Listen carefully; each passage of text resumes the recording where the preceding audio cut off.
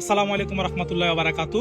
আপনারা অনেকে আমাকে কমেন্ট করছেন, এমনকি পার্সোনালি মেসেজ করে জানতে চেয়েছেন যে ভাই রিয়াদে যে আপন দুই ভাই মারা গেছে, সুজন এবং সজীব, তারা কিভাবে মারা গেল, এমনকি দোষটা কার ছিল।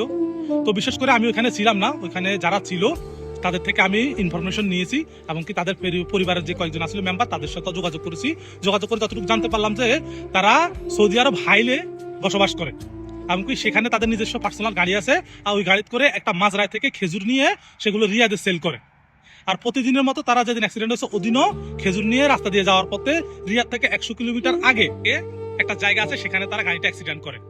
আমি যতটুকু ইনফরমেশন পেয়েছি যে তাদের ঘুমের চোখ ছিল, যেহেতু নাইট ডিউটি করতেছিল, রাত্রে গাড়ি চালাচ্ছিল, তাদের চোখে ঘুম ছিল, এমনকি তারা কন্ট্রোল হারিয়ে 2 লাইন থেকে 4 লাইনে চলে আসে, এমনকি তাদের সামনে যে লরিটা ছিল বড়, ওটার পিছে মেরে দেয়।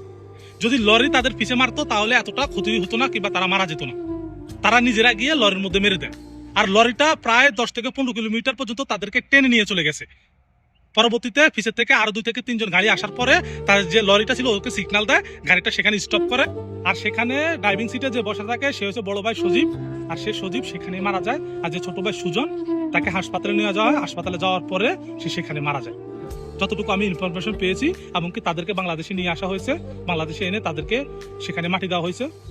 আর যারা যারা এই ভিডিওটা দেখতেছেন প্লিজ তাদের জন্য দোয়া করবেন, আল্লাহ যাতে তাদেরকে জান্নাতবাসী করে, এমনকি তাদের পরিবার যাতে যে শোকটা মেনে নিতে পারে। কারণ দুটি সন্তান একসাথে হারিয়ে যাওয়াটা অনেক অনেক বড় কিছু, যেটা তাদের পরিবাররা এখন বুঝতেছে। যারা এই ভিডিওটা দেখতেছেন প্লিজ ভিডিওটা বেশি বেশি শেয়ার করে দিবেন, যাতে অন্যরাও এই জিনিসটা জানতে পারে।